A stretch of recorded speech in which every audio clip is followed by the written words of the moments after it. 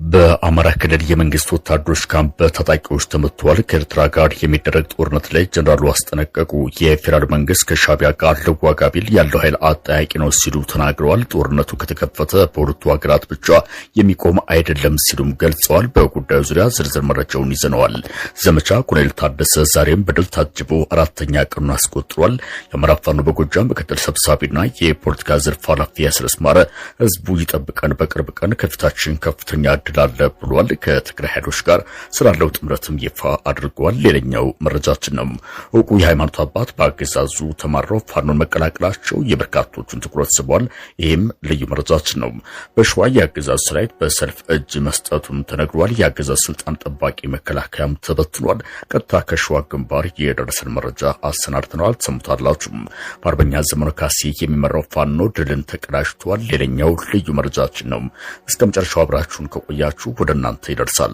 የተከበራችሁና የተወደዳችሁ የመረጃ ቱዳይ ቤተሰቦች ለሰዓቱ ወደ እናንተ የሚደርሱ መረጃዎችን አሰናድተናል።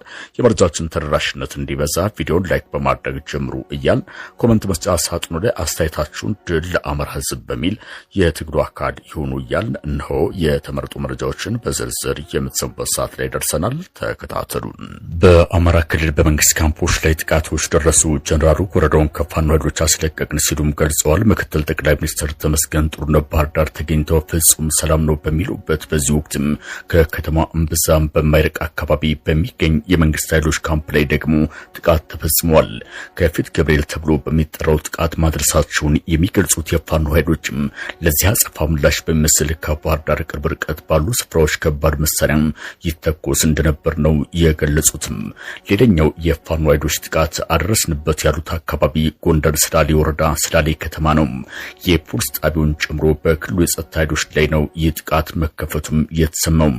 በተመሳሳይ በደቡብ ጎንደር ዘመቻ ኮሎኔል ታደሰ ሸቴ በድል ታጅቦ ቀጥሏል። በጎጃም በሸዋ በወሎና በጎንደር በድል የቀጠለው ዘመቻ ኮሎኔል ታደሰ ሸቴም ትልቅ ወታደራዊና ፖለቲካዊ ድል የተገኘበት ሆኗል። በዛሬው ዕለት በኮሎኔሉ የትውልድ ቀጠና የአማራ ፋኖ ጎንደር ጠቅላይ ግዛት እዝም ራሱ ኮሎኔል ታደሰን ያደራጀው አንበሳው ጋይንት ክፍለ ጦርና በፋኖ አማኑኤል ሞላም አማን ነብሮ የሚመራው ተራራው ራስኩና ክፍለ ጦርን ወደ ነገራ ሊገባ የሞከረውን የብልጽግና ጦር ሲገርፉት ውለዋል። በዛሬው ውጊያ በብልጽግና ወታደር ላይ ከፍተኛ ሰዋዊና ቁሳዊ ኪሳራ ማድረሳቸውን የገለጸው ፋኖ አማኑኤል በደንብ የተመተው ብልጽግና ከጨጮ ሆኖ መድፍ ተኩስ እንደነበር ገልጿል። ጀግንነትና እስከ መጨረሻው ታምኖ ለህዝብ መስዋዕትን ያስተማረን የኮሎኔል ታደሰንም ደም እንበቀላለን ብለዋል። በሌላ በኩል በደቡብ ወሎ ሉጋማ ተብሎ በሚጠራው አካባቢ በሌሊት የጸጥታ አስተባባሪዎችም የቆሰሉበት ተኩስ መከፈቱም ታውቋል። ከደንበጫ ወደ ምስራቅ ጎጃም አማኑኤል በሚወስደው መንገድም ላይ እንደዚሁ የደፈጣ ጥቃት ደርሶ የመንግስት ወታደሮች መገደላቸው ተሰምቷል። ቁጥራቸው ምን ያክል እንደሆነ ባይገለጽም በሰሜን ሸዋ ዞን ኤፍራታና ግድም እንደዚሁም እንደ አንኮበር ያሉ አካባቢዎች ውጊያዎች መደረጋቸውን መዘገባችን ይታወሳል።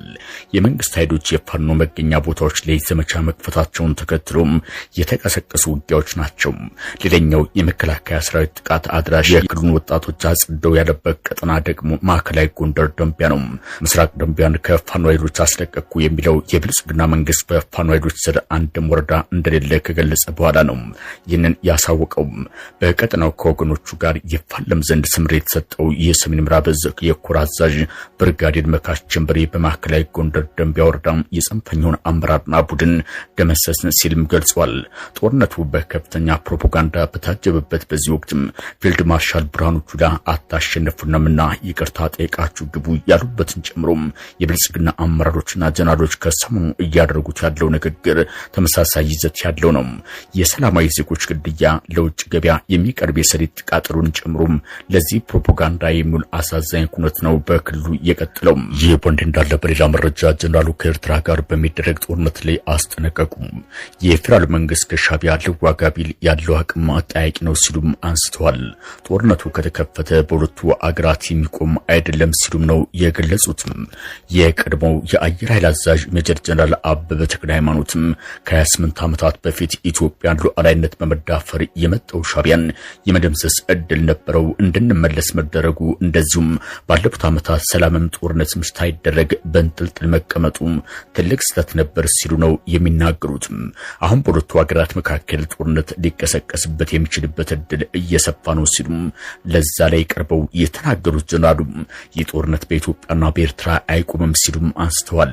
ከ6 ዓመታት በፊት በሁለቱ ሀገራት መሪዎች መካከል ተፈጥሮ አብይ ኖቤል አሸለሙ። ጦርነትን ያዋለደው ግንኙነት መጀመሪያውንም ያልተቀደሰ ነበር ሲሉም ነው ያነሱትም።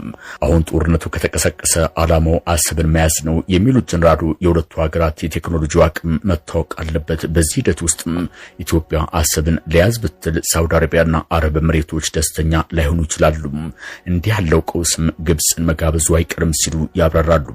መንግስትንም መገልበጥ ከሆነ ፍላጎት ያላቸው እና አሜሪካ በዝምታ አያዩትም፣ ቻይናና ሩሲያ እንዴት ይመለከታል የሚለውን መታየት ይገባዋል ሲሉም ያነሳሉ።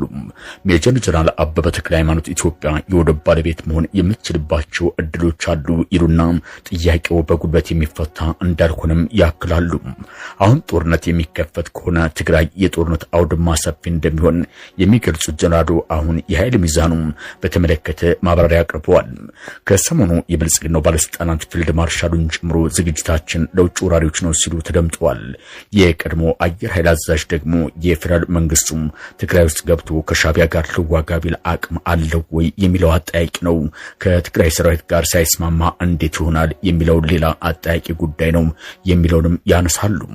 የፌደራል መንግስቱ ከአማራና ከኦሮሚያ ክልሎች ሰዎችን አሰባስቦ ልዋጋ ካለ ደግሞ የኤርትራ መንግስትስ ምን አቅም ይኖረዋል የሚለው ደግሞ ሌላ ጥያቄ የሚያስነሳ ጉዳይ መሆኑን በማንሳት በእርግጥ ሻዕቢያ ከኢትዮጵያ የዘረፈው ብዙ መሳሪያ አለው የሚሉት ጀነራሉ ነገር ግን ብዙ የሰራዊት አቅም ያላቸውም የኤርትራ አመራሮች በድሮ አስተሳሰብ ነው ያሉት። ሰራዊቱን በግዳጅ ነው የሚገባው ሲሉም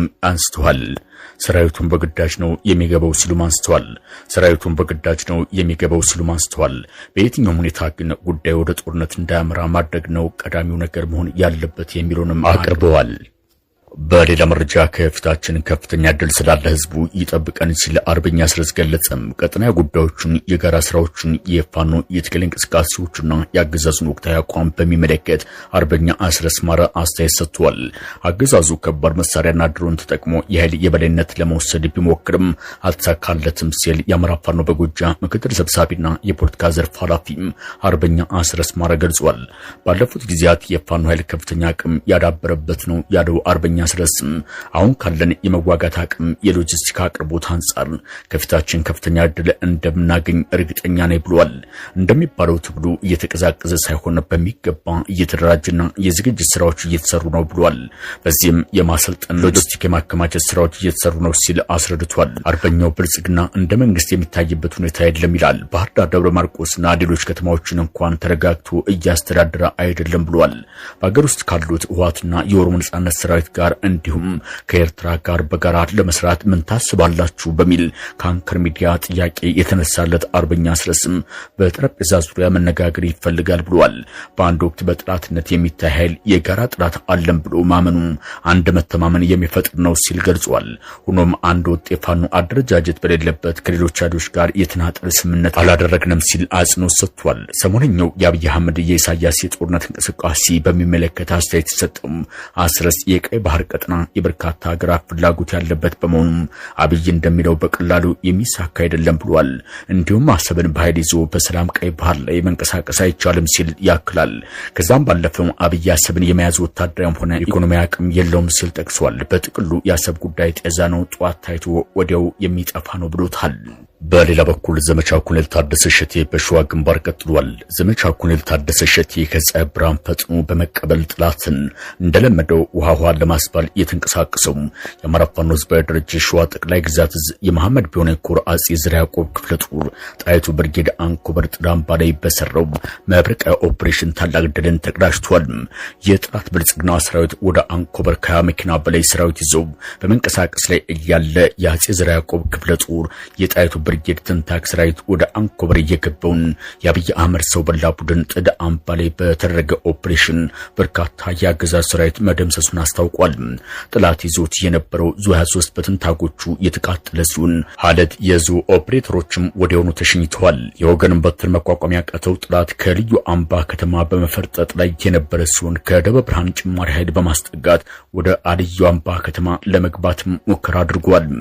ይሁንና ጥላት እንደ መግባቱ ቀላል ያልሆነ እጅግ ፈታኝና ውስብስብ ከበባ ውስጥ መግባቱ ታውቋል። በአራቱም አቅጣጫ የተንቀሳቀሰው የፋኖ ኃይል ከበባ እያደረገና ጥላትን ሙሉ በሙሉ ለመደምሰስ በሚያስችል ቁመና ይገኛል። አንዳች ታምራዊ ነገር ካልተፈጠረ በቀር ሳያቅድ የገባ ጥላት ከመደምሰስ አይድንም። ንጹሃን መግደል የዘወትር ተግባሩ የሆነው የአገዛዙ ሰራዊት አልዬ የተባለ ግለሰብን በአደባባይ ግድያ ፈጽሞበታል። በሌላ ዜና እውቁ የሃይማኖት አባት ፋኖን መቀላቀላቸው ተሰማ። በነፍሴ ሳር ምድር ወረዳ ሀገረ ስብከት የጥንታዊ ድቦ ኪዳነ ምሕረት ቤተክርስቲያን አገልጋይ የነበሩት አባ ፍሬ ስብሐት ታምሩ የአባይ ሸለቆ ብርጌድን ተቀላቅለዋል። የአገዛዙ ሰራዊት የአማራን ሕዝብ ወረራ ከፈጸመበት ላለፉት 19 በላይ ወራቶችም በነፍሴ ሳር ምድር ወረዳ በርካታ አጥቢያ ቤተክርስቲያናትን ምሽግ በማድረግ የጦር አውድማ አድርጓቸዋል። በዚህ መሰረት የሰላምጌ መድኃኔዓለም፣ የገንቦኔ ሚካኤል፣ ደረጀ ክርስቶስ ስምራም፣ ቦርቦር ተክለ ሃይማኖት፣ ዶማ ማርያም፣ ይሸዋ አቡነ ሀቢብ ቤተክርስቲያኖች አገልግሎት የተቋረጠባቸው ቅዳሴ ማህሌት ኪዳን የማይደርስባቸው በመሆናቸው ምክንያት ይህንን የቤተክርስቲያን የመጠቃት ጥያቄ ይዘው ለሀገረ ስብከትና ለወረዳ ቤተ ክህነቱም ተደጋጋሚ ጥያቄ ያነሱት አባ ፍሬ ስብሐት ታምሩ ለሁለት ወራት በአገዛዙ የጦር ካምፕ ታስረው መከራን ተቀብለዋል። በጥንታዊቷና ታሪካዊ ርዕሰ ርዕሳን መርጦ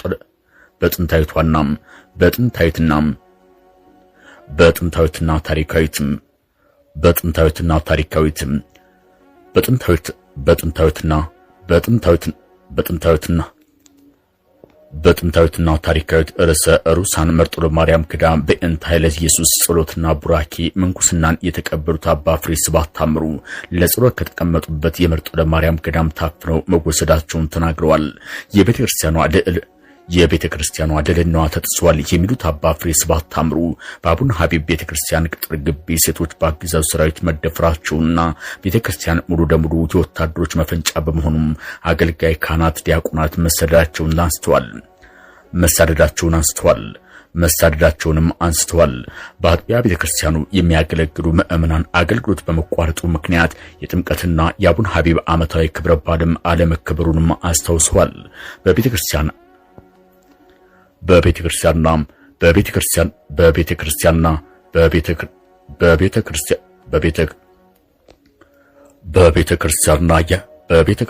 የሃይማኖት አባቶች ላይ ያነጣጠረው ጥቃት ተፈጽሟል ያሉት አባ ፍሬ ስብሐት ታምሩ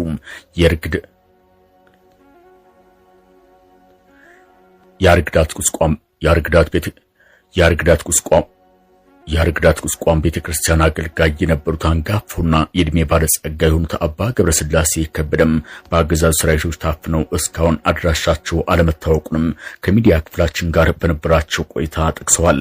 ከቅዱስ ሲኖዶስ ጀምሮ የወረዳ ቤተ ክህነቱ በቤተክርስቲያን ላይ የሚደርሰውን በደል እና መደፈር ወርደው ማየት ይገባቸዋል። አባትነታቸውም የቤተክርስቲያን ጠባቂነታቸውን በጋድ የሚፈተንበት ወቅት ላይ ናቸው። በዚህ ፈታኝ ጊዜ ድምጻቸውን አጥፍተው ቢቀመጡም ይሄ መከራ ሲያልፍ ምእመኑና የአማራ ሕዝብ አይቀበላቸውም። በቀጣይም ስለ ሰበካ ጉባኤ የሚከፍለውን ክፍያም ለአጥቢያ ቤተክርስቲያን ብቻ እንዲሆን ለማድረግ እንገደዳለን በማለት ማስጠንቀቂያ ሰጥተዋል። ባለፉት 2 ዓመታት በትልልቅ ክፍለ በዓላት ያልተገኙት ጳጳሳት ሕዝባቸውን መባረክ ሲገባቸው አዲስ አበባ ተደብቀዋል ያሉት አባ ፍሬ ስብሐት ታምሩ በ2 ዓመት ውስጥ በሊቃነ ጳጳሳት የሚሰጡ ክህነቶች አለመፈጸማቸው እንዳሳዝናቸውም ተናግረዋል። አባትነት በሰላም ጊዜ በአውደ ምሕረት ቆሞ መዘመር ብቻ እንዳልሆነ ያነሱት አባታችን ህዝቡ መከራና ችግር በገጠመው ጊዜ ከጎኑ ቆሞ ማጽናናትና ችግሩን መካፈል ያስፈልጋል።